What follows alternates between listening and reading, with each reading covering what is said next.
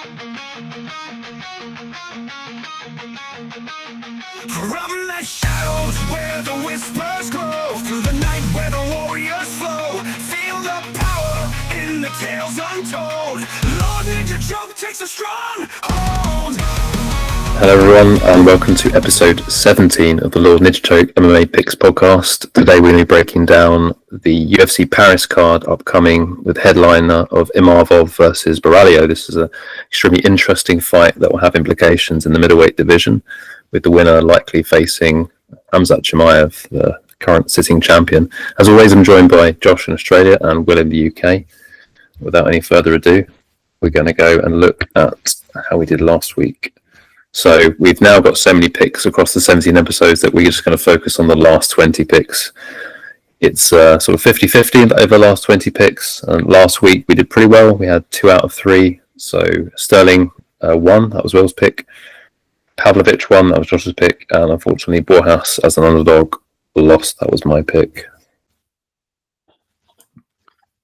So for me, for my specific slate for the Walker versus Zhang Shanghai card, I scraped by with very minimal profit. I kind of got lucky in that I made some adjustments and did some live betting. Obviously, it was in Shanghai, so it was in the morning for me in the UK, so I was a bit more available to get some bets in. As you'll know from last week's episode, I was very keen on Aljamain Sterling to win by decision, but that fight had so many twists and turns to it during fight week that I've never seen before. Firstly, it's 5 rounds. Then Ortega missed weight and it was a catch weight. So I didn't really know what to do. But then after watching round 1, I think I just knew what I was going to see. And it just seemed like an Aljo domination via tepidness. So that was a great bet. Other than that, it was just parlaying guys from Contender Series. Lots of like small little parlays here and there. The Kevin Borjas underdog shot didn't work out very well. Mahashate, that was a very disappointing performance from him. I thought he'd do a lot more. I took the flyer on Weston Wilson because I started drinking the Kool-Aid thinking about the big price, and that turned out to be pretty terrible. Yeah, it was a weird slate where my underdogs let me down, but I got covered by some confident favourites. So kind of just a non-issue, really.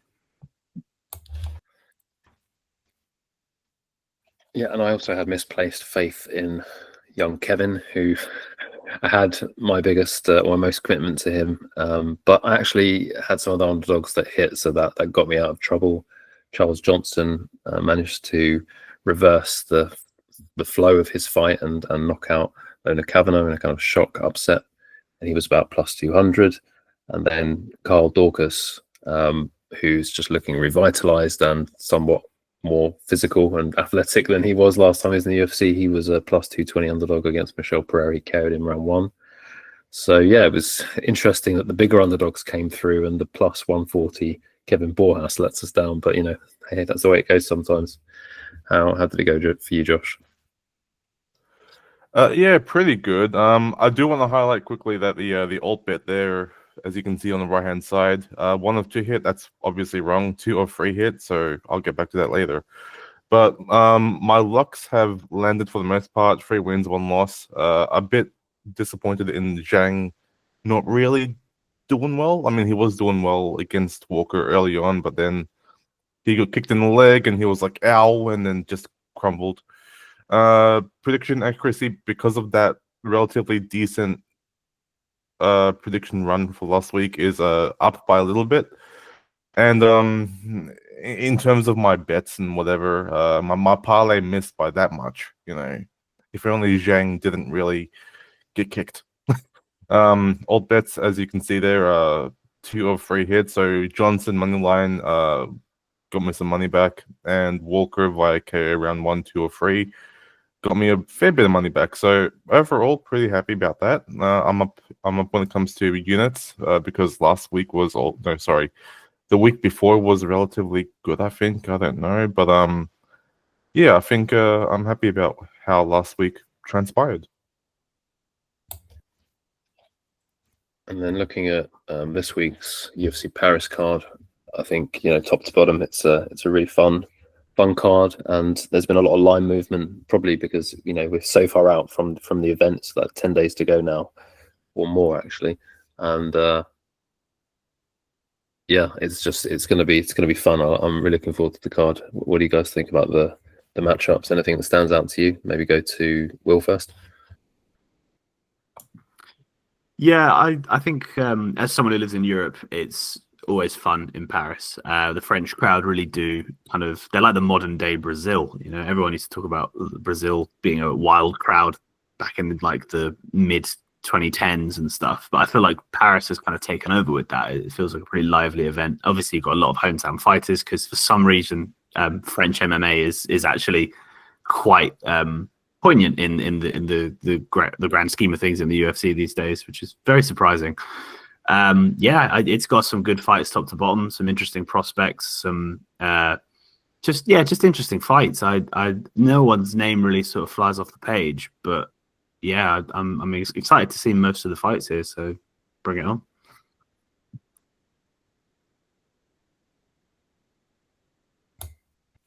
And Josh, do you have any thoughts on the card? Yeah, I have many thoughts. Working away from the bottom to the top here, one fight is missing. Axel Sola versus Reese McKee. Sola has been on my radar for a while. He is the Aries Fighting lightweight champion. Aries Fighting is the French or the Paris promotion. So that's where Cyril Gane came from, I think, or Imavov and all that stuff. They all pretty much came from that circle. So I am keen to see how he handles the very lanky Reese McKee. Tavares versus Bicek is going to be a banger. I expect someone's chin to give way. The very same could be said for Pedersen versus Waters. William Gomez has been a fantastic fighter who has displayed absolute mastery in his defense and his offense on the feet. I do think that he might be overpowered by Richala, though, who is the KSW interim featherweight champion who carries a lot of power in his hands. So that's going to be a pretty much a war, I reckon. Gustafsson versus Fakradinov, that's going to be a fascinating one. I got no real read there.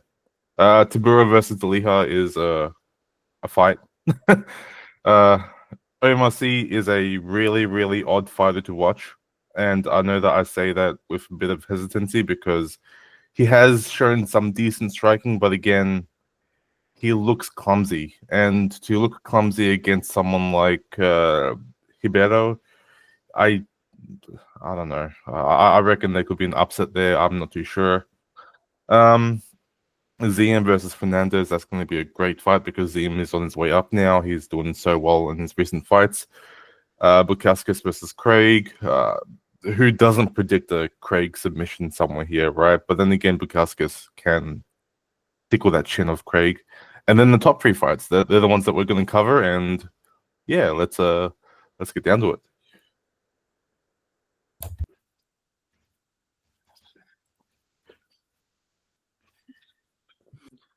All righty. So taking a look at the main event of the evening, we've got Nassourdine Imavov versus Caio Borralho. This is just right off the bat, like an elite bit of matchmaking. I genuinely think that like going into this fight, I was like, this is going to be one of the most competitive and like closely contested fights we've seen all year, especially from like a main event perspective. So it therefore doesn't surprise me at all to see that the betting line is very close on this one.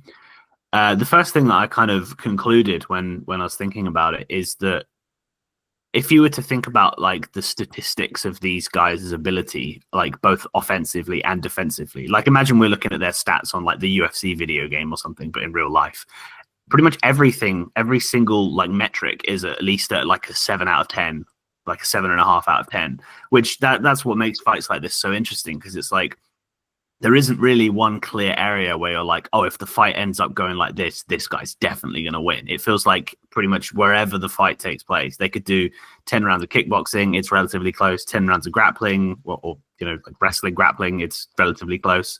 So there just doesn't seem to be an angle in which you can really highlight straight away, except for one area, which I have really decided to like hang my hat on in terms of deciding how I think this one goes.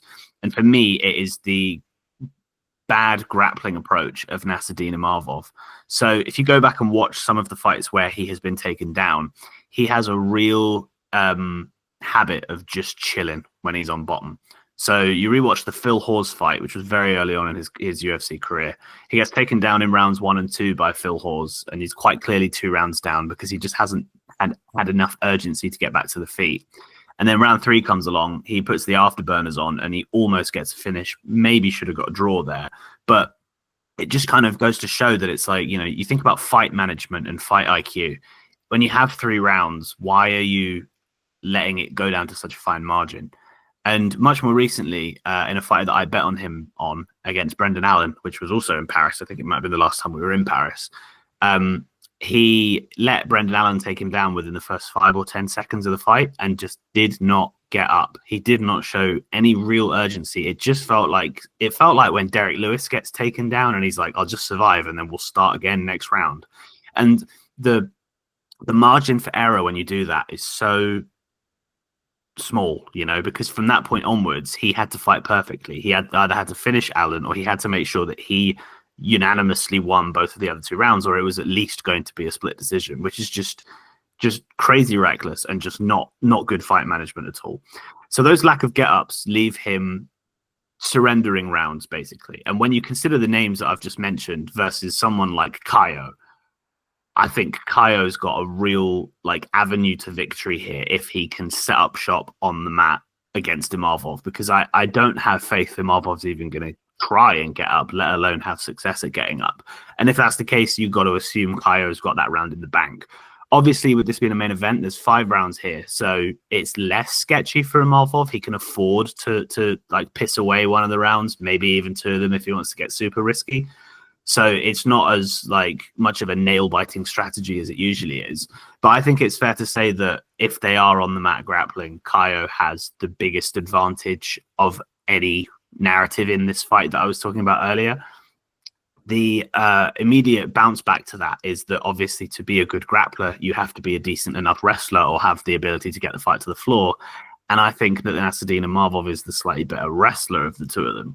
So can his wrestling stop Borralho from being able to activate that narrative? Maybe. I can't say for sure personally. I'm really not sure about that. So again, that kind of cancels it out, and I'm therefore now unsure that Borralho is going to confidently execute that path to victory. So that's the grappling kind of side of things. But looking at Caio specifically, his lack of finishing ability is kind of another criticism that I would make of him. And I think it's something that people have looked at through his whole UFC career. We know how talented he is on the mat. Why is he going to decisions against, who's that Armenian fella? Is it Armen Petrosian? I think it might have been. He went to decision with him, and that guy gets submitted pretty simply when he gets put on the mat. He gets put in loads of tricky spots. Caio is somebody that we think should be much more clinical on the mat. He's very clean and very conservative with his positional management.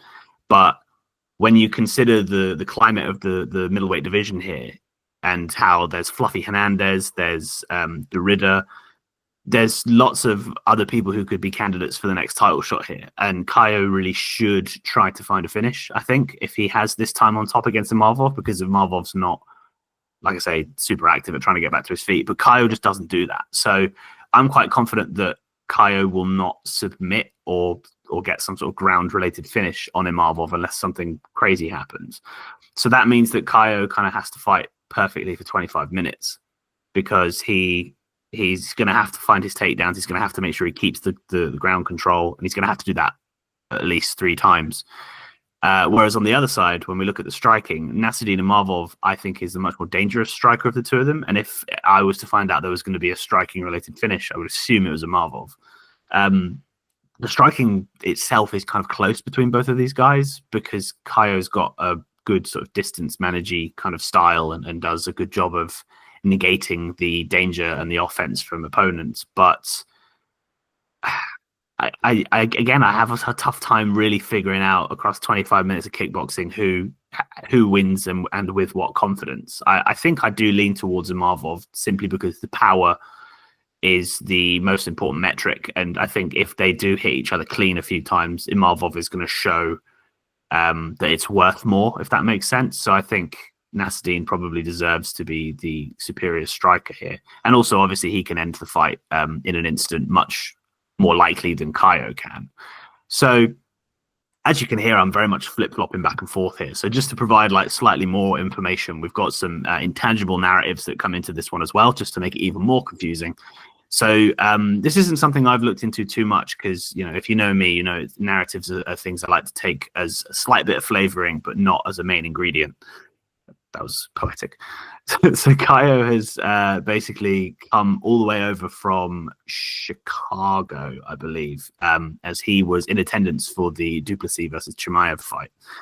And he was the official backup for that. So therefore will have been doing a weight cut and will have been making sure that he was championship weight, 185 pounds ready. That is obviously going to take a toll on the body. And then also to consider that he will have had to fly all the way over to Europe, which is, a very significant journey. It's just another added bit of variance. And, we see it all the time. We've got people out here who are, when they're capping fights, they're tracking how, when did this fighter touch down in this part of the world? How long have they had to acclimatize and get used to the sleeping pattern, the oxygen levels, et cetera, et cetera. I don't know how much it means, but it certainly can't help Caio Borralho's chances of winning this fight that he is, just coming off the back of a weight cut and just coming off the fact that he's traveled half the way across the world in, a mere 2-week window, I think it was. Also, obviously, on a final point, this fight's taking place in France. I don't necessarily think that there is any sort of dodgy home cooking involved here, but the Paris fans, as I said earlier on, are very, very passionate. They will be getting behind their man in Imavov, especially a fight with this many implications. So I think that going back to what I was saying earlier on, when Imavov lands strikes, they're going to mean more than when Caio does, because I believe that psychologically there's a subconscious thing with the judges, and that if there is a certain level of decibel reaction to a punch landing versus half of that of the opponent, I think it must just register more and be like, oh, that was more significant. So I think intangibles lean towards Imavov, and in a fight where I'm desperately grasping for some sort of angle to say this guy deserves to be favored over this guy, I think that tips things ever so slightly into Imavov's favor. So when you're looking for a pick, Nassourdine Imavov is there for the pick. But in terms of looking at it from a probability perspective, I think Caio has at least a 45% chance of winning this fight. I think Nassourdine Imavov should be the slightest of betting favorites, which he originally was when this opened. He was around -125. But the money has come in on Caio, which I understand. I think when he was a bigger underdog, I don't think there should have been an underdog on this fight, really. So I think it's gone a bit too far now. Imavov as the underdog doesn't appeal to me enough for a bet, but I think if you're looking to bet anything here, it's Imavov or pass, it's dog or pass. So I think that breakdown probably provides the most obvious one confidence we have ever had on the show. But yeah, I guess I have to choose Imavov simply based on very small facts.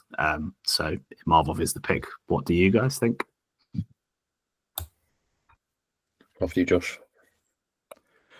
Yeah, I got to give it to Will here. He pretty much covered most of the things that I want to talk about. I do want to break down the striking a little bit because that's probably where I specialize when it comes to breaking down fights. Imavov, he fights a bit longer than Borralho, and what I mean by that is that he has a great reach management, so he uses his teeps effectively. He has that John Jones-esque eye pokey thing going on where he reaches out his hands and hand fights a bit, and also fights the eyes at times. No matter what you see Imavov do, it's mostly based around him keeping a distance from his opponent and trying to keep at that deep range, right? When it comes to defensive movement, Imavov reigns supreme, I'd like to say, because he is so light on his feet. He's so quick to circle around the cage. He's so quick to find angles, dart in and out from range, and just be an elusive target. And that's not going to be good for Borralho, who wants to obviously get close, or at least, in my opinion, get close, grapple, and slow down the Parisian fighter here, because obviously there is going to be a huge striking disparity between both fighters. The negative thing here for Imavov is that he is a bit of a fence grabber. I mean, we see him against the cage sometimes, and he just like claws at the cage and tries to get leverage to get back to his feet. I don't know if that's going to fly in his hometown and all that stuff, because I feel like maybe there's going to be a non-biased referee in there who's going to be like, all right, stop that shit, The other thing also is, as I said before, the eye pokes. He likes to extend his fingers and all that shit. So obviously there is going to be some sort of weird referee warning going on during this fight. The downside for Imavov in terms of his striking is that he is extremely hittable. I know that sounds weird for me because I have spoken about his movement being elusive and stuff, but whenever he's stationary and whenever he's within range to be struck, he gets hit. I mean, we've seen almost all of his opponents land within the pocket. So I do expect that Imavov is going to struggle a little bit against Borralho in that close range where he can't use his teeth or his jabs to maintain that distance. Now, Borralho, he's just a really, really intelligent fighter who obviously studies his opponents, fighting nerds, that whole stuff. They do a really good job at preparing for their opponents. But I just don't know how he's going to do it, really. Like, I have notes here that say maybe an overhand will land because he's a shorter fighter, but then again, Imavov is so high level himself. So as much as I ranted and raved about Imavov here, as Will said, it's a pretty close fight. So I got a +1 the Imavov pick here. I reckon it's going to be close. It's going to be chaotic, and it's going to be loud. What about you, Dom? Yeah, I think you guys have pretty much summarised the gist of it. It's going to be a close fight at a high level. They're very evenly matched, and when I looked at the stats for these guys, it's paper thin, really. I mean, in terms of their significant striking differential, it's almost identical in terms of their striking defense, even their grappling stats. Yeah, I mean, actually, Will touched upon the one difference is the takedown average per fight is much higher in Borralho's fight. So he's got 4 takedowns on average per fight, whereas sorry, that's not the right stat. I'm looking at the wrong stat. That was looking at Oki and Mason Jones, but maybe it's there is a disparity here, but it's a bit closer than that. It's 1.5 takedowns per fight for Borralho, and half that. It's like 0.85 takedowns per fight for Imavov. But the interesting thing, because as Will was talking about the grappling disadvantages that Imavov may have on bottom, I was just thinking, well, but Borralho hasn't really been doing any grappling in his last 3 fights, despite fighting primary strikers, including Abbas Magomedov and Jared Cannonier. He just fought them standing up, which shows he's comfortable, in all facets of his game. He's confident. He has knockdown. He got a knockdown against Abbas and a knockdown against Jared. And a knockdown against Paul Craig. So he's had a knockdown in his last 3 fights. So I thought that was interesting. So I think there's a lot going on in this fight. I think the striking of Borralho has improved, because he used to be really boring to watch. I mean, in his early fights, he used to control fighters on the mat, and the fights weren't particularly exciting. But he's obviously taken note of how you build a career, and he's just doing stand-up. So I guess at face value, I'm going to expect this is going to be a standing fight. But as you said, you both said, I think Josh, you said that the fighting nerds make really good game plans. So it's going to be really interesting to see what kind of game plan Borralho comes out here with. I'm also leading Imavov just because of the intangibles that Will mentioned. It's in France. There's been travel on the Borralho side. I think Imavov has slightly more finishing upside, which is a strange thing to say given that Borralho has looked better in the striking, but he's not finishing many people. He's going to a decision. So even if he knocks you down, he didn't finish Abbas Magomedov, even though he looked like he could get him out of there. So yeah, I think I agree with the pick, but it's like you say, it's paper thin, and I think it could go either way. I think we might know pretty soon in the fight whether it's going to be one of these sort of kind of tepid striking affairs, or if I think it's probably going to come from Borralho if we're going to see something really different. I think if he shoots a takedown in round 1 to sort of exploit that hole that Will mentioned, might be time to hedge out of any Imavov moneyline bets you have, because I think that shows he's thought carefully about how to do this. I think mixing in takedowns is an advantage that Borralho has, but Nassourdine Imavov has great takedown defense. We've seen that time and again. So yeah, it's fascinating. I can't wait for it. Yeah, I'm leaning Imavov, but I'm not confident enough to upvote it.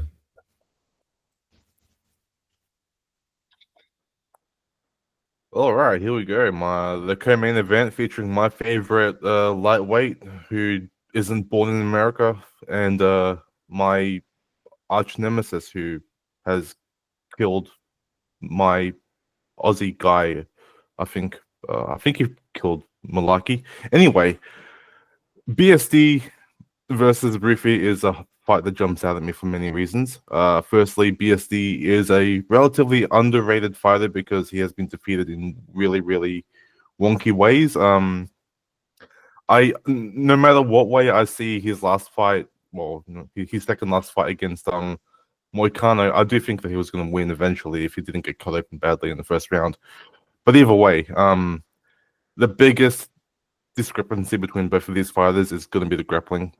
We don't know how good Ruffy's grappling is. We know how good BSD's grappling is because he is a monster on the ground. But that's probably where all the advantages end, unless we have BSD forcing the action against Ruffy, as we have seen James Lontop, I think it's James Lontop anyway. We have seen him outstrike Ruffy just for his sheer will and determination, right? So if BSD can do that against Ruffy, then we can see an upset here. But the issue there is that BSD has no chin, or at least his chin is so wrecked and ruined that one little touch from Ruffy and BSD is going to go down like a ton of bricks. When it comes down to it, I do think that BSD has a chance on the ground, but we're talking about Ruffy here, right? We're talking about someone who is a relatively unknown fighter, right? We have seen him spinning heel kick the F out of King Green. We have seen him only 3 times. So what is there to know about him other than his punching power, his kicking power, his striking, all of these things that really are fascinating to like think about or know about, but he's still a bit of an unknown fighting nerds fighter. He has so many wins on his record by KO or whatever, but no real footage of him on the ground. And that's where my main curiosity comes from. Like, is BSD going to survive the storm on the feet against this prospect who has blown his way through competition? Or is he going to get chinned and then the fight's over? So I'm going to try and keep it short because this fight, honestly, there's nothing more to it than the grappler versus the striker. And as much as I love BSD, as much as I have backed him for all of his fights until now, my pick here is going to be Ruffy. I reckon there's going to be a moment in which Ruffy just finds the chin, follows up with ground and pound, and just ends the fight. So yeah, that leaves my confidence to a nice and mediocre too. What about you guys? What do you think, Will? Oh, this is one of those tricky ones for me. I feel like it's obviously, the co-main event for a reason, in that both guys are, I believe they're both ranked, or they're at least very close to the rankings. But I feel like there's just a big gap in knowledge of how this fight goes. Because when I break it down, I look at both sides, I think, right, the winner or loser of this fight is determined entirely by where the fight takes place, and that therefore means that it's going to be Benoit Saint Denis being the one to push the agenda to get the fight to the floor, because if they strike on the feet, I think Ruffy wins. I think that's quite obvious to say. But I don't have enough knowledge or confidence in Ruffy's ability to defend takedowns or grapple on the mat. We know he's obviously a product of Fighting Nerds, which, clearly gives you a very strong indication that he does have the tools available, because he's got some very high level grappling sparring partners over there, and that must rub off on him. But again, like, what does it mean for him to have defended 3 takedowns from a guy with a scary Sambo name on Dana White's Contender Series, and him stuffing the takedowns of Lon Top, who we know as a pure striker? Yes, there's probably some evidence there that he has got some like base understanding of takedown defense, and it's not awful, but like Benoit Saint-Denis is so intense with his game plan and the way that he marches forward. I think that he is a very different look from those 2 cases that I've just mentioned. So I can't have the confidence required in Ruffy's ability to keep the fight where he wants it to really have confidence that this is like an easy cakewalk for him. Not that Josh is saying that it is. But on the reverse, I mean, if they do strike for 15 minutes, I've always been historically so dismissive of Benoit Saint-Denis striking. I mean, the guy, I say it every single time. It's like a stock phrase that I use, but he just swings his body kick like a baseball bat. He uses it to crash pocket, close distance, and get his takedowns going. I think it's very readable, and I think that people at Fighting Nerds have hopefully got that straight backhand loaded to just counter that if the opportunity comes. But yeah, I understand why Ruffy's a favorite. I think he probably should be. It's easier for him to find his path to victory, and we also don't know that he can't stop Saint Denis from doing his thing. But I wouldn't want to hang my hat on something I don't know, basically. So I can't give it an upvote in confidence, but I do believe that Ruffy should get the job done. Yeah, I'm gonna just disagree. I just think that this is an interesting spot. I'm not saying that Mauricio Ruffy should be an underdog. I don't know if he should be as big a favorite as he is. I'm just going to sow the seed of doubt here because I just don't think he's fought very good competition. That's one of the things that I note in his. Yeah, he's had just the basically 4 UFC fights, right? And so there's a lot of recency bias. He had an amazing spinning heel kick knockout of King Green, which was amazing to watch. I remember watching it live and just being like, wow, that was spectacular. Probably one of the best knockouts I've ever seen live. You mentioned the James Yontop fight, which was thoroughly unimpressive, fighting a short notice replacement, I believe it was. And then Jamie Malarkey, who's very mid. And to be honest, I don't know anything about his Contender Series opponent. So yeah, I just don't think he's fully tested enough to say that this guy can beat an elite lightweight, and that's what BSD is. You said he's chinny, but I mean, really, I think that's more of a narrative thing than anything. Yes, he was hurt badly by Dustin Poirier, but we know he had stuff. He actually came out and said, like, I decided to go hell for leather because I knew I had 1 round in me. So he just threw caution to the wind, tried to finish Dustin. I think, like, without staff and the antibiotics and the lead up to that fight, I think probably he's probably going to beat Dustin using his grappling, like you mentioned. I think the red flag for me, just to sort of balance it out a little bit, is the Renato Moicano loss, which was very strange that he got controlled so easily, given that he's supposed to be a really great grappler. I think he's maybe not elite grappler, but he's got good enough grappling over most guys. So I guess the big unknown, as Will pointed out, there are a lot of unknowns here, is, it's going to come down to can BSD get this to the mat, and what does Ruffy look like on the mat? The only thing I can say about Ruffy, having watched most of his fights now, is obviously they don't last very long. So he's very, very dangerous early. He's also, interestingly, pretty much a welterweight. So I think he does have that punching power. He's gonna be very, very dangerous early on. So it's not going to surprise me if BSD does get chinned in round 1. But that's not necessarily because he's chinny, but because there's a power differential. He's fighting a welterweight. So what do I mean by he's fighting welterweight? Well, he's got 13 fights in his record, I believe. Is that right? Let me check that. Yes, he's 12-1, and he's fought 9 of his fights at welterweight and 4 fights at lightweight. He does struggle to make lightweight, I think. So he's 3-1 at lightweight. His 1 loss was a KO loss at lightweight, and then he's got 3 first-round wins. So we've never really seen him even extended at lightweight. So I think basically this is probably more of a live betting spot, that if BSD can get out of round 1, then I think his winning chances go up quite a lot.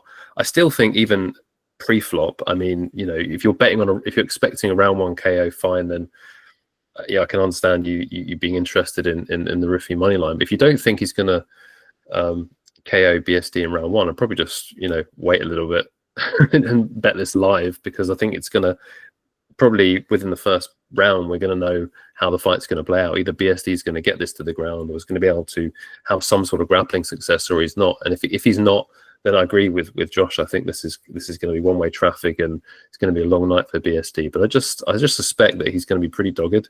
He's going to, as long as he doesn't catch something on the way in, I think he can eat some shots. We saw that obviously in the Zaleski fight. He took a lifetime's worth of punishment in that fight. So yeah, I think it's a super interesting fight. I'm leaning BSD for the sort of more veteran grit, if you will. I think he's only suffered losses to like really excellent opponents. So if Ruffy wins this, then fair enough. I guess he's going to be on the fast track, as it would, to the top of the division. I just wonder about his gas tank, given that he's a welterweight cutting to lightweight. And if you look at his frame, he's much bigger than most of his opponents. So he's very much like Conor McGregor. That's how Conor McGregor started his career at featherweight, and he was just like huge compared to all of his opponents. So yeah, it's going to be interesting. Obviously, Conor had the famous gas tank issues too. But I realise I've said some probably controversial things. So just Josh, do you have anything to add before we move on? Not really. I'm very concerned about BSD's chin. That's all. I mean, we have seen so many times that he can take punches, he can march forward, but the thing is that when someone can get knocked down many times, as he did against I think it was Zaleski dos Santos, it kind of just proves that toughness isn't the be all and end all when it comes to fighting. Like, for as good as his output and his threat is on the feet, like I can't really see him lasting too long against Ruffy for as long as the fight remains standing. Like, it's such a risk for him, for BSD to strike against Ruffy. Like, despite BSD himself having decent output, it's just a really iffy fight. Yeah. Let's move on to the next fight. This is potentially the people's main event of the evening. This is a fantastic fight, so I was really excited to break this one down. Of all the fights on the card, I think this one has the potential to be, one of the most exciting ones, and that's mainly because of the man on the right. He is Mason Jones, the Welsh Dragon. I'm not sure that's his nickname, actually. I've just called him the Welsh Dragon. Maybe that isn't his nickname, but he's one of my favourite fighters, I'd say, from the UK, and that's because he's just got this fan favourite sort of style. He just walks forward. He throws caution to the wind. He's happy to use his face as a defensive implement, and he just goes for it. And he just brings cardio, pace, pressure for 3 rounds, and he's always in exciting fights. And I think, the downside of that style is that, you get hit a lot. So he's generally in wars. I think pretty much all of his UFC fights were wars. So his last fight was against Jeremy Stephens, and that was just a beautiful display of MMA. He mixed in takedowns when he needed to. He showed levels basically to his game versus Jeremy Stephens. But again, the main criticism is that he kept standing for too long in the pocket, and he paid the price. He was getting lit up by Jeremy Stephens, who's a 38-year-old vet who has no grappling ability. So just take him down, hold him down, and just win the fight. Be safe, Mason. He did eventually do that in round 3. But by that point, he was pretty busted up, and he was bloodied and battered, as was Jeremy Stephens. And I think that got fight of the night. So that was a fantastic fight.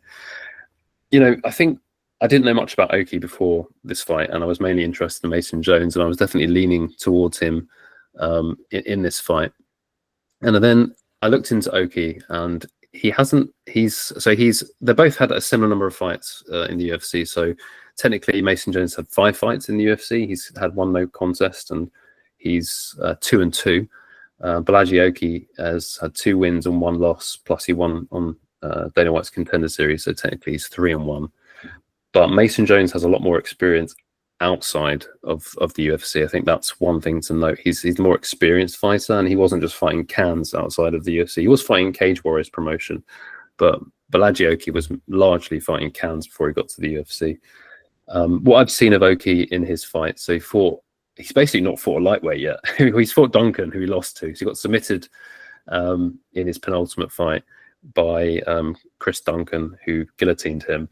And that was kind of against the run of play. Oki was lighting him up on the feet, actually took Chris Duncan down, and Chris Duncan just held on to the guillotine and actually, choked him unconscious. And actually, it was quite a strange ending to that fight, with sort of Oki just having a nap on top of Chris Duncan, and Chris Duncan pointing at the ref, going, "Look, he's unconscious. You want to stop the fight?" I've never seen that before. That was really unusual. But other than that, Oki's looked, pretty good in his fights. He fought Kwamba in the fight before that, and his last fight he fought a guy called Aswell. They were both featherweights, not lightweights. They were both stepping in at short notice, I believe, and he did what he had to do. He looked basically more powerful. He looked like he had slightly better stand up in both those fights. They're both pretty close decision fights, but I think the thing that's interesting is more in the Jones opponents that he's fought. So Mason Jones has a loss to Ludovic Klein. And Ludovic Klein is a powerful striker, and he knocked Mason Jones down in the second round, I believe. And it was just a case of Mason Jones never really recovered. He was still himself. He still kept marching forward, trying to put damage on Ludovic Klein, but he just couldn't really string all the facets of his game together. And he lost a pretty comfortable decision to Ludovic Klein. And he also fought featherweight, so he fought David Anama at short notice. And in that fight, he also didn't look great, because Anama was putting a lot of damage on him, and it was his grappling in that fight which got him out of jail there, really. So I think Mason leaves a lot to be desired on the feet. So I think Oki will have probably a slight power edge on the feet. He's also probably got the slightly stiffer jab, stiffer 1-2. He doesn't throw a lot of variety. So Mason will have the kind of volume and the variety. Oki will have the power and sort of the straight attacks. I think it's the grappling which is the big question mark here. So we don't really know how good Oki is at grappling. I looked at some of his older fights before he was in the UFC to look at some of his grappling. He sometimes takes opponents down, so it shows he can grapple. And he has reasonable takedown defense, although he was taken down by Kwamba in their fight, Timmy Kwamba. Kwamba is a good wrestler. I think he's an NCAA wrestler, so he controlled Oki for one round. So being controlled by a featherweight for a round does not bode well. But I don't think Mason Jones is actually that good at grappling. I think he's good at getting the takedowns, but he's not good at keeping control. So I've seen in some of the fights, so he wasn't able to keep Anama down. He had like full mount against Anama, and Anama just like swiveled and got out of it. So it goes both ways. It's quite super interesting. So Bolaji Oki, we don't know how good his grappling is. Mason Jones, we know has the grappling, but will he use it, or will he insist on just standing and trading and taking damage? And that's the fight we all want to see, right? So I think if Mason Jones gives us the fight that we all want to see, I think he's at risk basically of potentially, getting knocked down and then having a greasy fight, maybe losing a decision. If he's smart, he mixes in his grappling and he gets relentless amounts of takedowns. He's gonna gas Oki out, I think, and he's gonna look really good in round 3. I think early on this fight is going to be quite close when Oki's fresh. Like I said, he has shown the ability to defend takedowns. So I think it's going to be close in the beginning, and I think it just comes down to it's going to be a close fight. I think it's going to be a lean Mason Jones slightly, but for the sake of this, and because at the time that I was breaking this down, Oki was a much bigger favorite underdog than he is now. I'm actually going to pick Bolaji Oki, basically because I think he's good value as an underdog, and it's with low confidence that I'm picking him. So yeah, what do you guys think about this fight? I'll let Will go first. Yeah.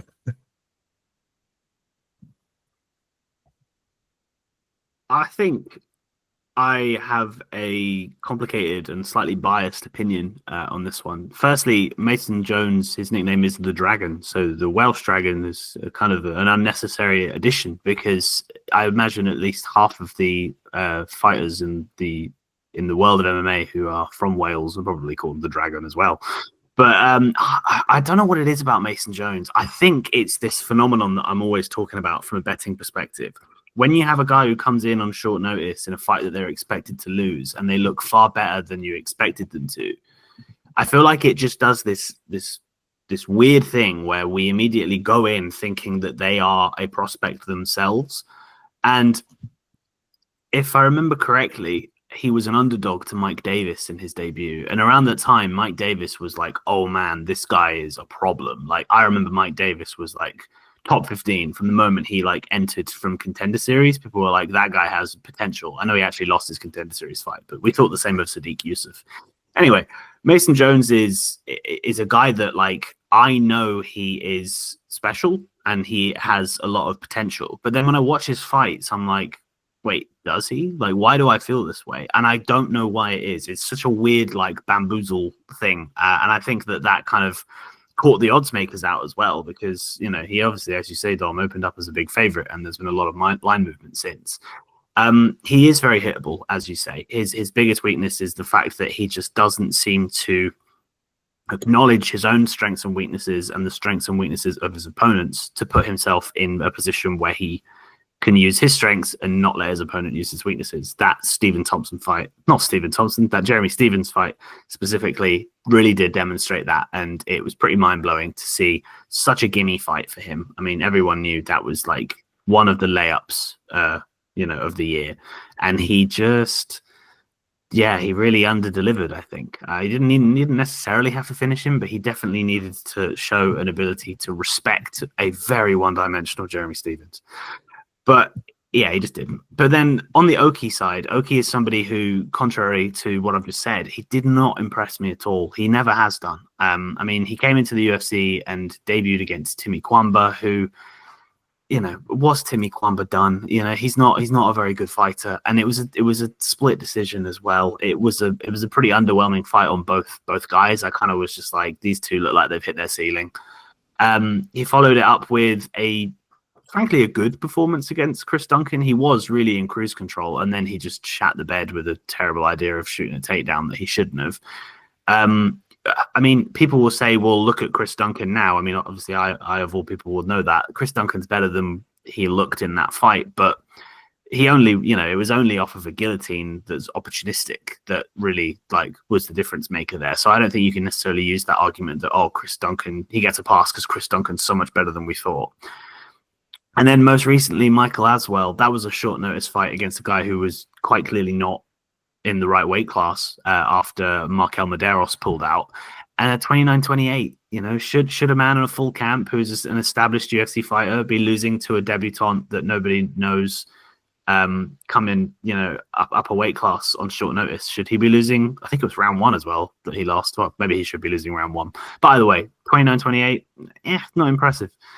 Maybe I'm being a bit too harsh on Oki, but I don't watch his tape and go like, oh wow, that guy has something about him. Whereas Mason Jones does, because I know I've been critical of his striking defense and his IQ, but the guy moves forward. He's got a motor on him. He will push the pace. He will ask the questions. And when Bolaji Oki is not actually doing a particularly good job of putting his stamp on fights with finishing ability and like knockdowns and just damage based stuff, you have to assume that if this one does go long, which it probably should, despite there being very sketchy moments, Mason Jones is the better, more active minute winner with more variety across MMA. And so I think you kind of have to conclude that Mason Jones should be the side. Oki can get it done. Don't get me wrong. It is a close fight.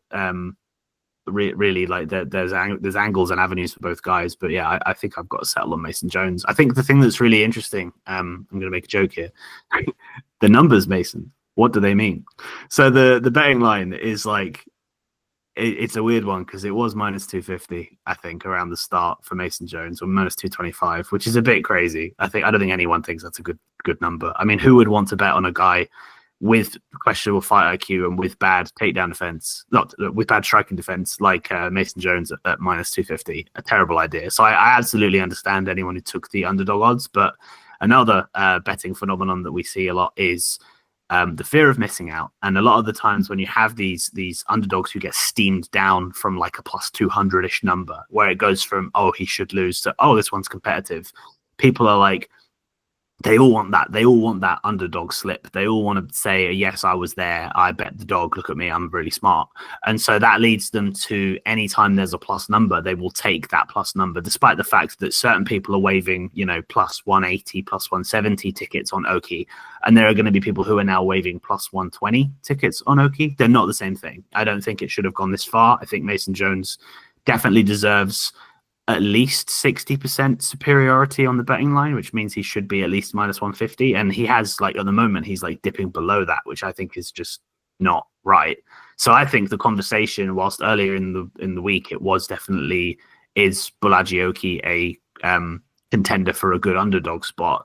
I now think Mason Jones is a contender for value as a favorite, close to anyway. So hopefully there's a little bit more line movement, which makes the Mason Jones price even better. But yeah, I think Jones should win this, and I think the betting line's moved a bit too far, in my opinion. But I definitely understand early action, so I see where you're coming from, Dom. But yeah, Jones for me.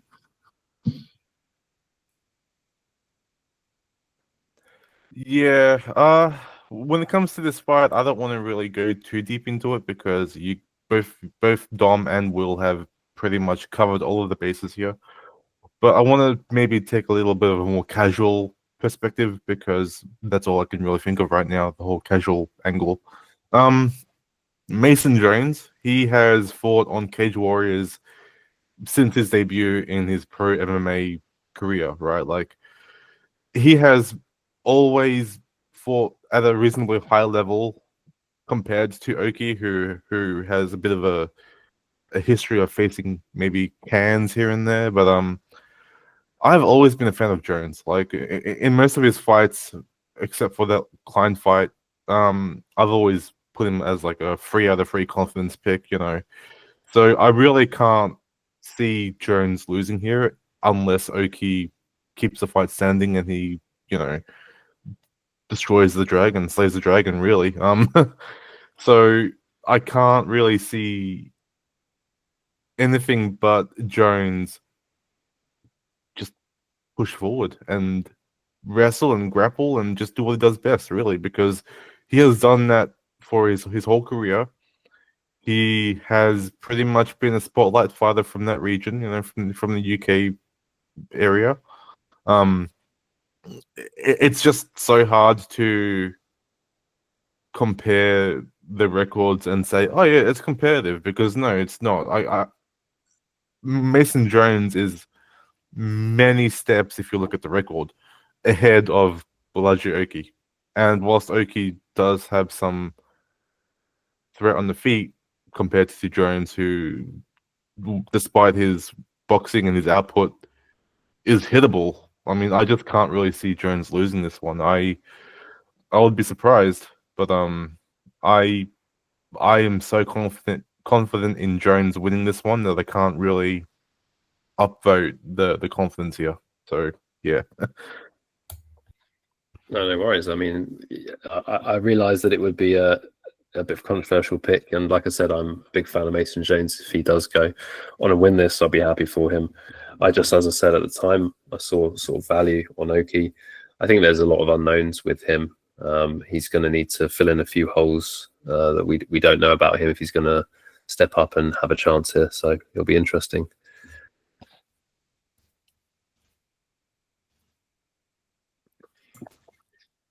So onwards to the bets. I have got a lot of ones circled that I'm potentially interested in, but I haven't actually pulled the trigger on too many.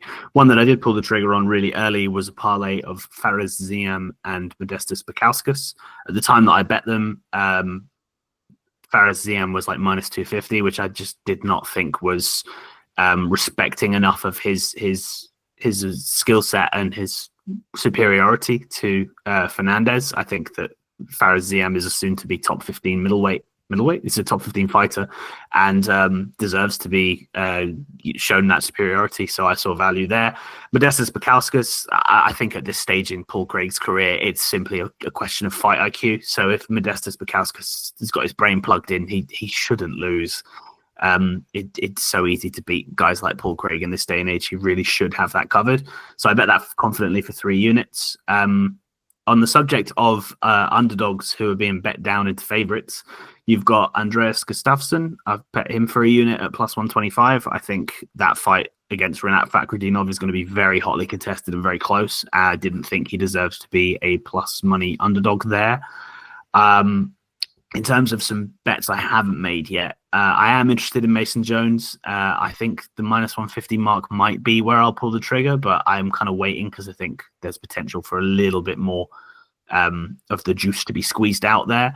Sam Patterson is another fight that's had a lot of moneyline movement as well. He was a much bigger favorite earlier in the week, but people are very keen on Trey Waters. I did tape in that fight thinking I also would be keen on Trey Waters, but it doesn't make sense to me. Trey Waters is a guy who his like personality trait is that he is lanky. You know, he uses his long distance and just jabs and uses straight shots. He's facing a guy who's taller than him, which is very rare for the weight class they fight in. So I just think that Sam Patterson's natural stature takes away from a lot of the good things that Waters does.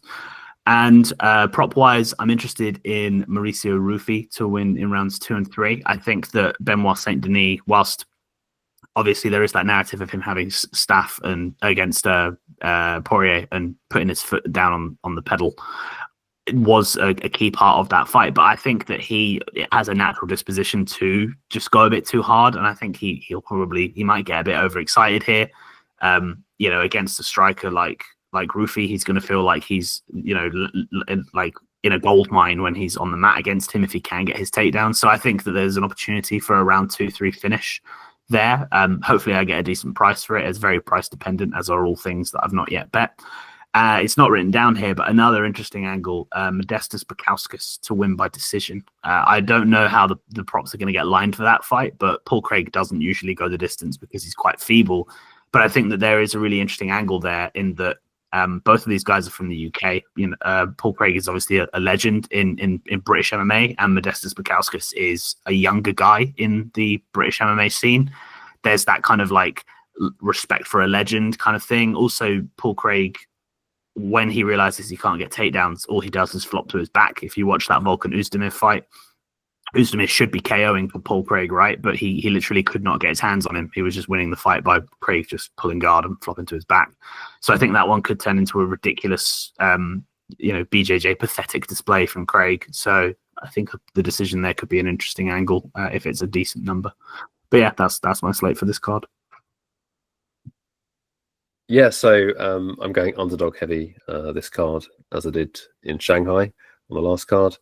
Got Oki money line, like we already discussed. I got pretty good odds to where it is now. It's sitting in the kind of plus 130-ish range, which I think is, yeah, maybe it's overshot. I think like plus 150, plus 160 was where the value was, so that's probably gone now.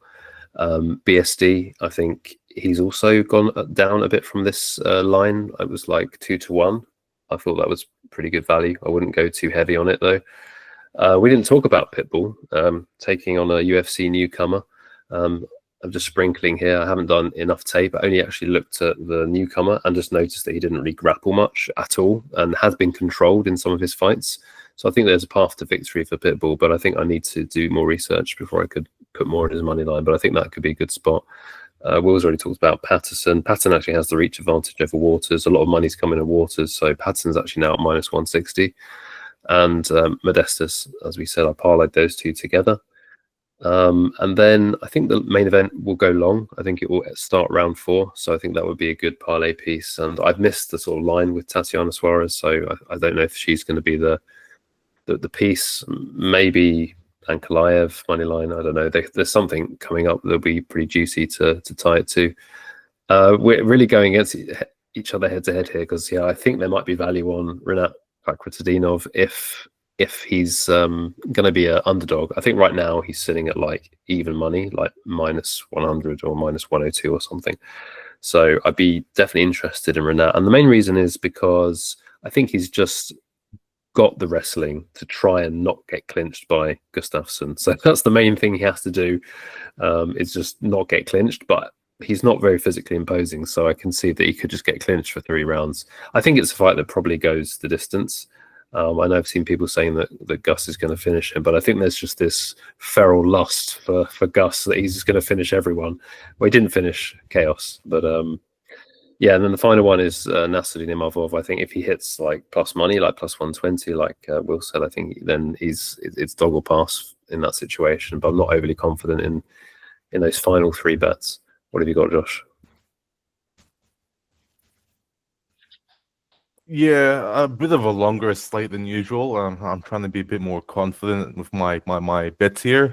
So bear with me. Ruffy via KO points. That's my lean for that whole fight, because obviously either wins by KO or by points really if he outstrikes BSD. Imavov Borralho around 4 starts. Yes, that one's a bit obvious to me because both of those fighters are really high level, and I feel like we're going to see a bit of a long and competitive fight. Now for a bit of fun, my Parisian parlay is there. Axel Sola, Gomez, C, and Ziem. I reckon they're going to win, and the reason why C is in red with the exclamation mark there, it's an obvious warning sign, right? But I do think that he has the most potential to mess this parlay up. So if you guys want to follow this parlay and fade C, I recommend that, but you can't have a Parisian parlay and leave a guy like C out, right? And for my alt bets, I try and make as much money as I can from these because the odds are going to be pretty nuts. Although I expect Paul Craig via sub and BSD via sub to be kind of mellow when it comes to the odds, so we'll see how it goes. But that's my whole slate for this whole card.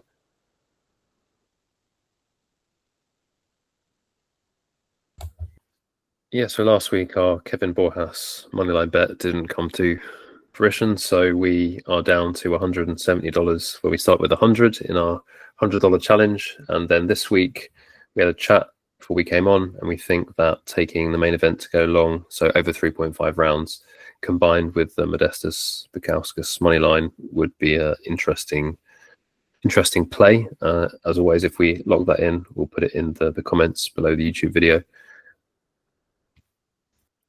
So with that brings us to the end of the episode. Thanks, as always, for tuning in, for listening to our breakdowns. We hope you found them useful, that you can find some value on this very closely lined UFC Paris card. Lots of tasty spots, and good luck to you and your bets. And we'll see you on the next card.